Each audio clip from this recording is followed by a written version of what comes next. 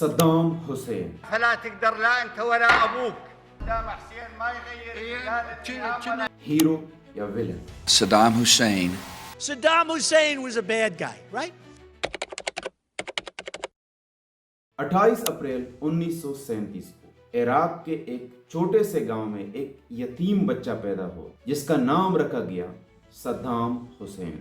Saddam کے والد اس کی پیدائش سے پہلے ہی وفات پا چکے تھے اور اس کی والدہ نے ایک بار سوسائڈ کرنے کی کوشش بھی کی تھی. اس کی پیدائش کے بعد اس کی والدہ نے دوسری شادی کر لی تھی. صدام کا بچپن بہت ہی سخت تھا. اس کا سوتیلا باپ اس پر ظلم کرتا، مارتا پیٹتا اور اسے پڑھنے لکھنے نہیں دیتا. لیکن صدام اندر سے ایک ضدی اور بہادر انسان تھا. کہتے ہیں کہ جب وہ چھوٹا تھا تو اپنے ساتھ ایک سٹیل راڈ لے کے گھومتا تھا. جو بھی بچہ اسے تھم کرنے کی کوشش کرتا تو وہ فوراً اس سٹیل راڈ کو اس کے سر پہ دے مارتا. یعنی بچپن سے ہی اس کے دل میں خوف نام کی کوئی چیز نہیں تھی. ایک دن اپنے سوتیلے باپ کی ظلموں سے تنگ آ کر وہ اپنے ماموں کے پاس بغداد چلا گیا جو ایک پرو عرب سیاسی پارٹی کے ممبر تھے. اپنے ماموں کے ساتھ رہ کر صدام کے اندر سیاسی شعور پیدا ہو گیا اور کچھ ہی عرصے بعد وہ اس پارٹی کے ممبر بن گئے. 1959 میں اس کی پارٹی نے عراق کے وزیر اعظم کو مارنے کا پلان بنایا اور اس کام کے لیے صدام کو مرکزی کردار دیا گیا. صدام اور اس کی ٹیم نے وزیر اعظم کی گاڑی پر گولیاں چلائی لیکن اس حملے میں وزیر اعظم زندہ بچ گئے. اس حملے کے بعد صدام کو مجبوراً مصر جانا پڑا جہاں اس نے 9 سال تک لا اینڈ پولیٹکس کو اسٹڈی کی. 9 سال تک مصر میں رہنے کے بعد جب 1968 میں صدام کی پارٹی نے فوجی انقلاب کے ذریعے عراق پر قبضہ کر لیا تو صدام بھی عراق واپس آ گیا. پہلے وہ نائب صدر بنا اور پھر 1979 میں عراق کا صدر. یہ وہ وقت تھا جب صدام اپنی طاقت کی بلندیوں پر تھا. صدر بنتے ہی صدام نے سب سے پہلے عراق کے آئل پر مکمل کنٹرول حاصل کر لیا اور اس آئل سے جو ریونیو آتی تھی اس سے عراق میں کئی بڑے بڑے کام کیے. بغداد میں شاندار بلڈنگز، ہاسپٹلز، سکولز اور یونیورسٹیز بنوائی.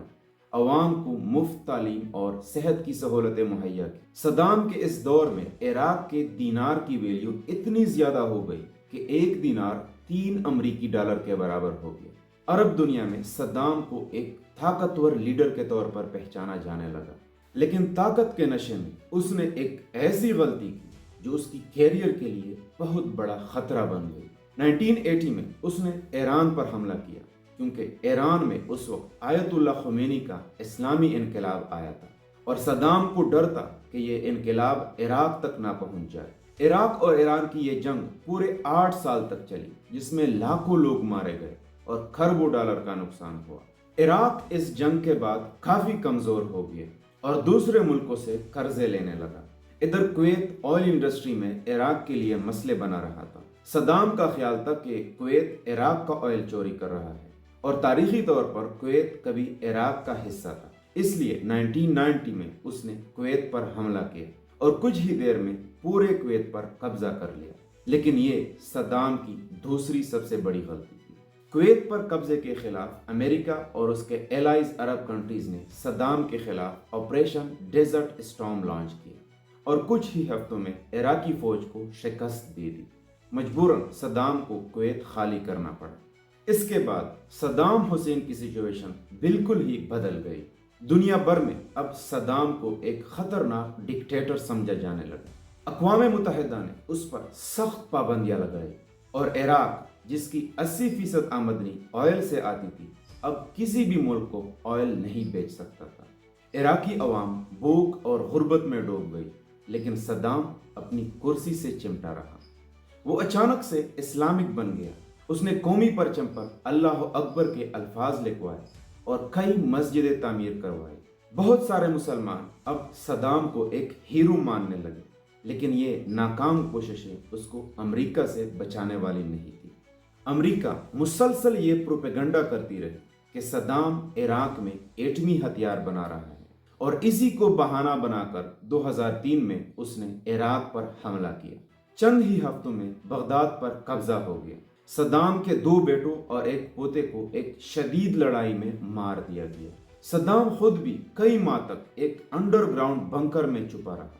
لیکن آخرکار اس کو بھی گرفتار کر لیا گیا۔ صدام، وہ شخص جو کبھی عرب دنیا کا سب سے طاقتور لیڈر تھا، جس نے کبھی عراق کی تقدیر بدل ڈالی تھی اور جسے لاکھوں لوگ اپنا ہیرو مانتے تھے، آج دنیا کے سامنے ایک کمزور انسان کی طرح کھڑا تھا۔ صدام حسین پر عراق کی عدالت میں مقدمہ چلایا گیا اور اسے پھانسی کی سزا سنائی گئی۔ 30 دسمبر 2006 کو عید الاضحیٰ کے دن اسے تختہ دار پر لٹکا دیا گیا۔ صدام حسین ایک ہیرو تھے یا ویلن، یہ اب آپ خود فیصلہ کریں، لیکن دنیا کے سامنے وہ آج بھی ایک متنازع شخصیت ہے۔ سبسکرائب